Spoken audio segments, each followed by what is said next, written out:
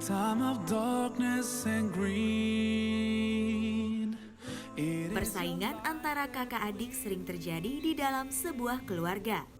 Biasanya konflik terjadi karena kakak atau adik ingin dihargai atau ingin diakui bahwa mereka nomor satu dan paling disayangi orang tua.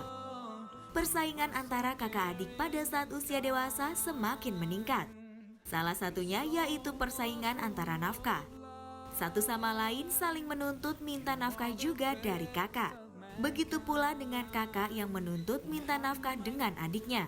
Walaupun masing-masing sudah menjalankan rumah tangganya masing-masing. Seperti apakah? Selengkapnya kita akan bahas di pagi hari ini.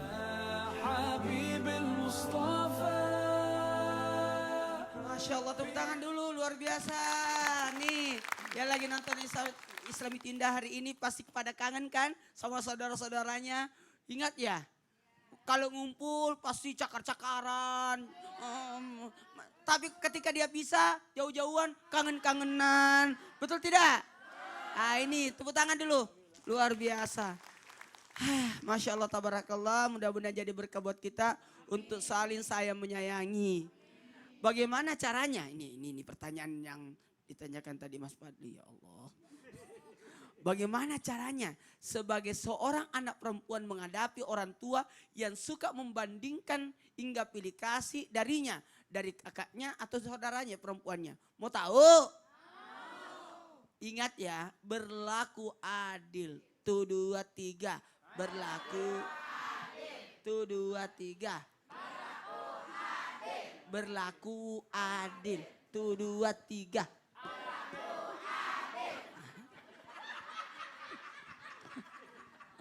Berlaku adil. Ingat ya. Tidak semua harus sama. Tidak bisa. Pemberian kepada anak yang satu kepada yang satu tidak mungkin disamakan. Tapi disebut berlaku adil. Uang jajannya anak TK 5.000. SMP 5.000. SMA 5.000. SD 5.000 juga. Yang kuliah 5.000. Itu adil enggak? Enggak adil. Tidak bisa. Harus sesuai kebutuhannya. Betul? Jamaah. Apalagi ada anak laki anak perempuan. Tidak bisa sama uang jajannya. Karena anak perempuan pakai pita.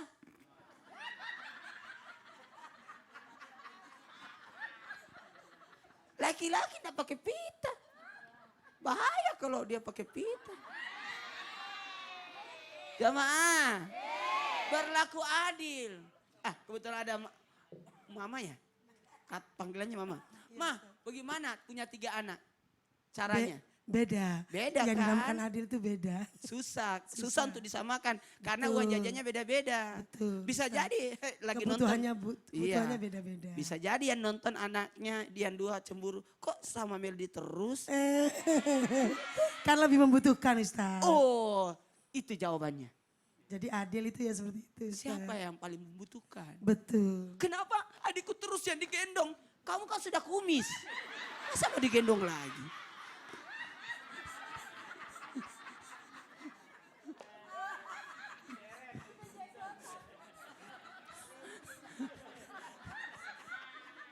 Tetap menjaga perasaan. Lihat posisi. Bagaimana kalau saya berada pada posisi dia? Jadi jangan pernah ada kecemburuan. Cemburu itu menghancurkan. Iri itu menghabiskan. Iya, iri hati itu melelahkan. Ya Allah, setengah mati. Dulu waktu kamu kecil kan kamu dirawat. Sekarang giliran adikmu. Tahu dirilah. Ya Allah. Dan bisa jadi, tapi kan aku adik. Kok aku enggak disayang seperti kakak saya? Kebetulan kakakmu lagi membutuhkan. Karena ia ada masalah atau keterbatasan. Kamu dianggap sudah mandiri. Ya Allah, dengerin. Ya Allah, banyak nih yang kesel-kesel. Ya Allah, ya Rabbi. Ingat, Lalu kalau bisa bantulah orang tuamu untuk bisa melakukan kewajibannya. Kadangkala orang tua tidak sanggup, kita sebagai anaknya yang membantu orang tua untuk menjalankan kewajiban. Kadangkala kita yang membayarkan uang sekolah adik.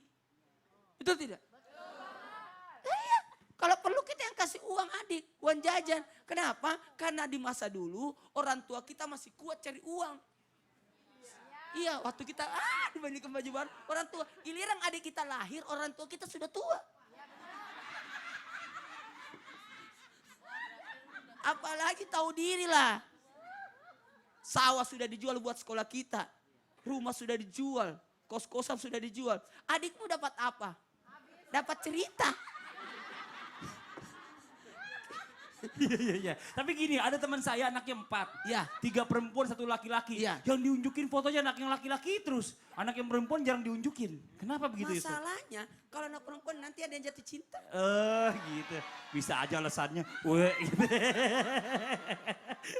Enggak, masalahnya Iya. yang perempuan kan Udah beda. banyak 3 ya kan? Enggak, bukan Oh gitu, kan gitu juga. Kebetulan, ini ingat ya, anak laki-laki itu akan jadi penopang. Oh iya benar. Akan jadi pemimpin, akan menjaga adik-adik saudara-saudara Oh, perempuannya. gitu. Oh gitu. Itu maksudnya. Oh iya gitu, bisa aja ngelesnya. Iya, bisa. Terima kasih banyak Ustaz Maulana atas penjelasannya. Mudah-mudahan bermanfaat buat semua. Alhamdulillah. Jamaah. Kita kasih kesempatan lagi sama bintang tamu kita buat tanya-tanya. Meldi, ada yang mau ditanyain lagi enggak? Ada. Boleh, silakan. Assalamualaikum Ustadz. Mau nanya sama siapa nih? Sama Ustadz. Ustadz Syami aja deh. Oh iya, biar gak jealous. Kalau mau nanya sama mending- Ustaz Sam, kenapa bukan tadi di sana? Gak apa-apa, ternyata dia lebih milih yang bujangan. Silakan Meldi. Iya Ustadz. Di sini kan biasanya saudara perempuan tuh suka konflik, ya kan? Nah apalagi di sini misal kita posisinya sebagai adik. Nah di sini nggak mau tahu pokoknya kakak itu salah. Dan di sini posisinya adik itu disayang sama orang tuanya. Lalu dia menjelek-jelekan kakaknya. Aduh, Nah, di sini bisa disebut adik durhaka atau tidak, Ustadz? adik mohon. kebangetan apa bagaimana tuh? Bukan Mohon durhaka lagi dan petunjuk. kebangetan itu masalahnya adik kayak gitu ya. Kayak gitu pertanyaannya. Ini adiknya yang saya sumber masalah. Coba deh gimana nih jawabannya Ustaz Syam, mohon izin nih penjelasannya. Langsung aja di depan. Tepuk tangan buat Baik. Ustaz Syam. Silakan Ustaz Syam. Bismillahirrahmanirrahim. Alhamdulillahirabbil wassalatu wassalamu ala asyrafil anbiya'i wal mursalin sayyidina Muhammadin wa ala alihi wa sahbihi ajma'in. Kalau berbicara tentang durhaka, maka durhaka itu bahasa Arabnya al-akku atau jamaknya al-uququl walidain, durhaka kepada kedua orang tua. Lalu adakah istilah durhaka kepada kakak, adik yang durhaka kepada kakaknya? Maka kalau dilihat dari segi bahasa bisa jadi. Kenapa? Karena al-akku artinya adalah memotong. Memotong apa? Memotong kasih sayang, memotong silaturrahim. Ada ikatan antara seorang saudari terhadap saudaranya, antara seorang saudara terhadap saudarinya, kakak kepada adiknya, adik kepada kakaknya. Maka ketika mereka memotongnya bisa jadi disebut memotong persaudaraan dan disebut juga al-akku ataupun memotong kasih sayang. Jadi kalau ditanya ada istilah adik durhaka terhadap kakaknya, maka ada seorang adik yang durhaka terhadap kakaknya. Jamaah. Tapi yang menarik ketika kita membuka Al-Quran lalu kita mencari penjelasan tentang persaudaraan di dalam bahasa Al-Quran. Banyak sekali diceritakan dalam Al-Quran istilah tentang saudara ini. Akhu ataupun akhi dalam Al-Quran disebutkan sangat banyak sekali. Bahkan pengaruh saudara dan saudari di dalam Al-Quran disebutkan contoh. Ketika ibunda Nabi Musa alaihissalam menggendong bayi Musa dan dikejar oleh tentara Fir'aun hendak dibunuh semua bayi laki-laki. Apa yang dilakukan oleh ibunda Nabi Musa? Ibunda Nabi Musa alaihissalam menaruh bayi Musa di atas keranjang yang belum tentu waterproof. Ditaruh bayi Musa di atas keranjang tersebut lalu dialirkan ke sungai. Kemudian mengalirlah air tersebut membawa siapa? Membawa bayi Musa. Lalu apa pengaruhnya di sini? Lalu dibawa bayi Musa oleh aliran sungai tadi, ibunda Nabi Musa tetap bersembunyi, kemudian siapa yang disuruh mengikutinya? Wa qalat li ukhtihi qussi. Ternyata ibunda Nabi Musa menyuruh saudari perempuannya Nabi Musa alaihissalam untuk mengikuti saudaranya. Jadi yang sangat berpengaruh mulai dari kehidupan bayi Musa alaihissalam adalah saudari perempuannya. Masih bayi loh. Sudah ada pengaruh daripada saudari. Hebatnya saudari dalam Al-Quran. Kemudian ketika Nabi Musa alaihissalam dewasa, siapa yang membantu daripada dakwah Nabi Musa? Dialah Nabi Harun alaihissalam. Allah utus lagi di dalam surah Al-Qasas ayat 35. Qala sanashudduka. Sesungguhnya kami kuatkan dakwah engkau. Sesungguhnya kami kuatkan tekad engkau. Semangat engkau kami kuatkan dengan siapa? Dengan saudaramu. Siapa saudaranya Nabi Musa? Nabi Harun alaihissalam. Masya Allah, bahasa Al-Quran tentang saudara sangat-sangat luar biasa. Siapa lagi saudara yang disebutkan dalam Al-Quran? Jamaah. Sesungguhnya orang beriman itu bersaudara. Kata Al-Quran, innamal mu'minuna ikhwah. Sungguh orang yang beriman itu bagaikan saudara. Kok kenapa Al-Quran gak ngomongin sesungguhnya orang beriman itu bagai ayah dan ibu?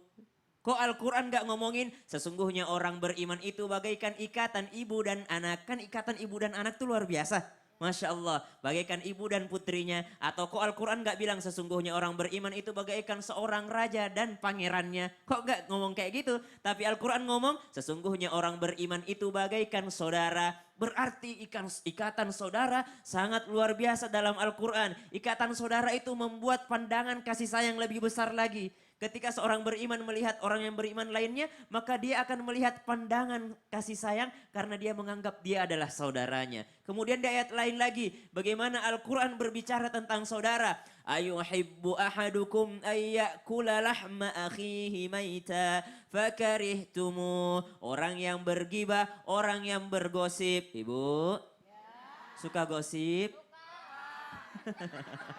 Masya Allah. Ibu semangat banget bilang sukanya. Jujur ya Bu ya. Masya Allah. Daripada udah hobi gosip bohong lagi ya enggak? Mending jujur Masya Allah. Hati-hati Bu, jangan suka bergosip. Nah, kenapa Al-Quran menyebutkan orang yang bergosip itu ayuhibbu ahadukum ayyakula lahma akhihi. Orang yang bergosip saudaranya itu maka bagaikan memakan bangkai saudaranya sendiri. Kenapa kok disebutkan bangkai saudara? Kenapa kok enggak disebutkan bangkai ibunya sendiri? Atau disebutkan bangkai anaknya sendiri? Kenapa disebutkan bangkai saudaranya? Karena Allah tahu kasih sayang sesama saudara itu manusiawi. Tidak diajarkan dalam Al-Quran pun, tidak diajarkan dalam Islam itu indah pun, maka seorang saudara akan selalu memandang saudaranya dengan penuh kasih sayang. Jamaah. Maka sayangi saudara kita, tapi tetap juga berhati-hati dengan saudara. Artinya hati-hati di sini apa? Banyak setan yang masuk ke dalam saudara. Artinya dalam diri kita melalui apa? Rasa iri dan dengki. Lihat bagaimana anak Nabi Adam alaihissalam saling membunuh gara-gara mereka bersaudara. Anaknya Nabi Adam alaihissalam. Siapa namanya Bu? Qabil dan Habil. Lihat bagaimana Nabi Yusuf alaihissalam didorong oleh saudaranya karena hasad dan dengki, iri hati. Iri hati menimbulkan masalah yang sangat luar biasa. Kita bilang masalah sederhana, tapi mampu menghilangkan atau mampu menghalangi yang namanya kasih sayang gara-gara godaan daripada syaitan. Alhamdulillah. Ustadz Syam ini anak pertama nih, sayang gak sama adik-adiknya? Sayang dong. Sama gak sayang sama adiknya? Yang kedua, yang ketiga sama yang keempat dan kelima? Beda-beda Mas Fadli. Beda-beda. Kenapa begitu? Kenapa ya? Karena terlalu dekat kali jaraknya. Kalau sama yang kedua itu kayak saingan mulu.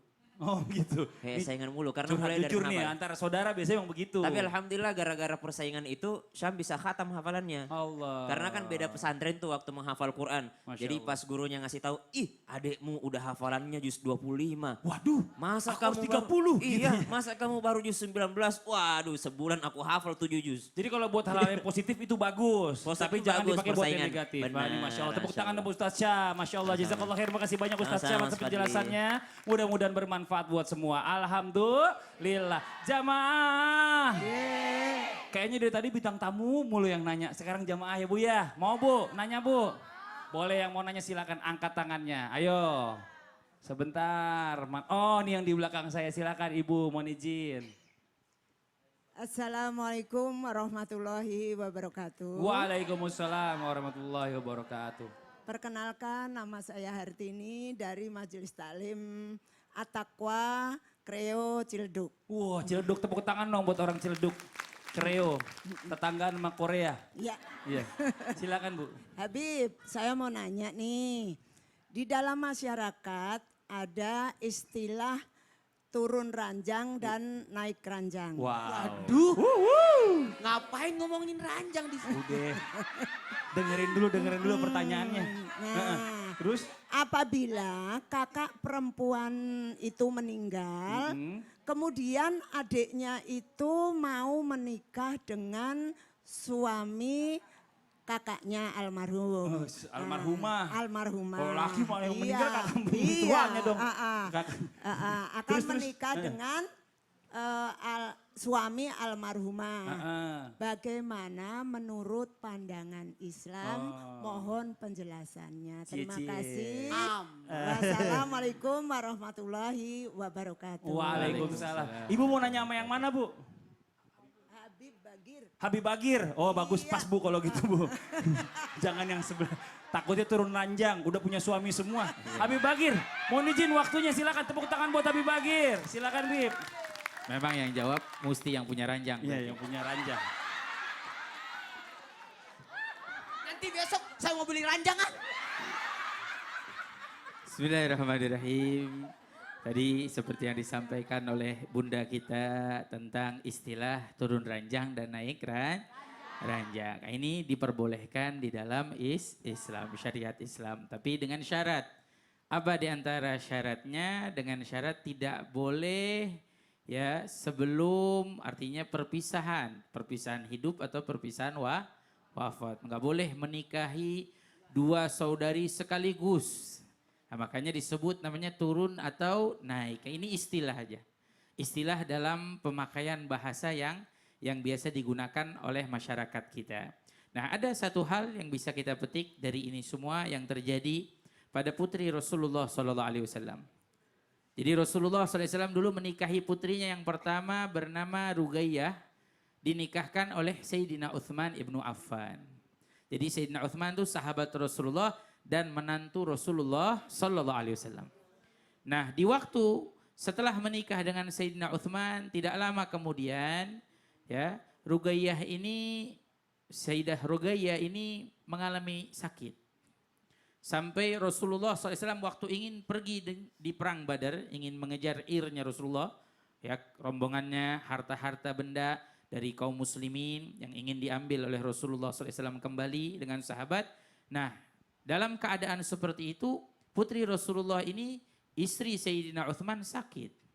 Maka Rasulullah SAW menahan Sayyidina Uthman untuk tidak ikut pergi berperang. Ternyata betul setelah Rasulullah dan para sahabat pulang ke arah Madinah, meninggal wafat daripada putri Rasulullah SAW yang bernama Sayyidah Rugayyah. Setelah beberapa waktu kemudian, Rasulullah menikahkan lagi Sayyidina Uthman dengan putrinya lagi yang bernama Ummu Kulthum. Nah, ini disebut menikahi saudarinya setelah wafat yang satunya. Baru dinikahkan oleh Sayyidina Uthman. Namun juga tidak lama meninggal lagi Sayyidah Ummu Kulthum, putri Nabi kita Muhammad SAW. Dan di waktu tersebut Rasulullah memiliki juga dua putri yang lain, yaitu Sayyidah Zainab dan juga Sayyidah Fatimah Zahra.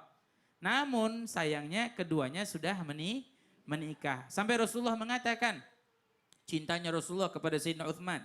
Akhlaknya luar biasa Sayyidina Uthman. Pemalunya luar biasa. Sampai Rasulullah bilang, kalau saya punya putri lagi, saya nikahkan lagi dengan engkau wahai Uthman.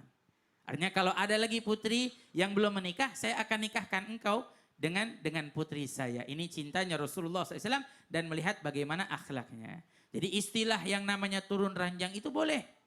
Tidak ada larangan ya.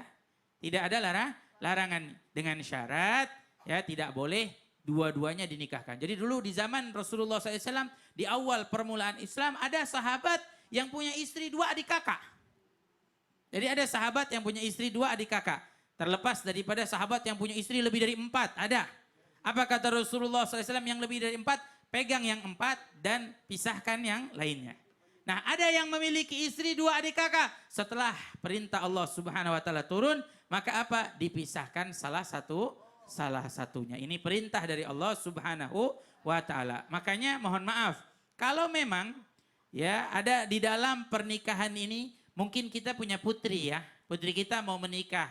Apalagi dia sudah menikah, artinya dia janda. Ya, janda itu mulia di sisi Allah Subhanahu wa taala. Akhirnya apa? Dia ingin menikah. Maka kita sebagai saudarinya jangan melarang. Dengan siapa? Oh dengan ini, jangan kita larang. Ya, kalau memang dia ingin menikah, jangan sampai kita menghalanginya. Jadi kita saudari jangan menghalangi saudara kita mau menikah. Dalam Al-Qur'an, wala ta'dhuluhunna an yunkihna azwajahunna. Jangan sampai kita menghalangi saudari kita ingin menikah. Ya, saudari kita ingin menikah jangan kita halangi. Dalam satu riwayat hadis ada sahabat Nabi kita Muhammad SAW, dia punya saudari. Datang satu orang laki-laki dinikahkan. Setelah dinikahkan oleh saudarinya, tiba-tiba dipisah, diceraikan. Setelah diceraikan, lewat masa idahnya, suaminya mau balik lagi. Maka apa? Si kakaknya ini marah. Dia bilang, saya udah nikahin kamu. Saya udah muliain kamu. Ya, dan kamu pisahkan dia dan sekarang kamu mengajak dia balik lagi. Akhirnya apa? Sampai dihadirkan ke Rasulullah SAW berita ini. Kemudian apa? Rasulullah suruh menanyakan kepada adiknya. Mau nggak nikah lagi? Ternyata adiknya mau balik lagi, masih cinta.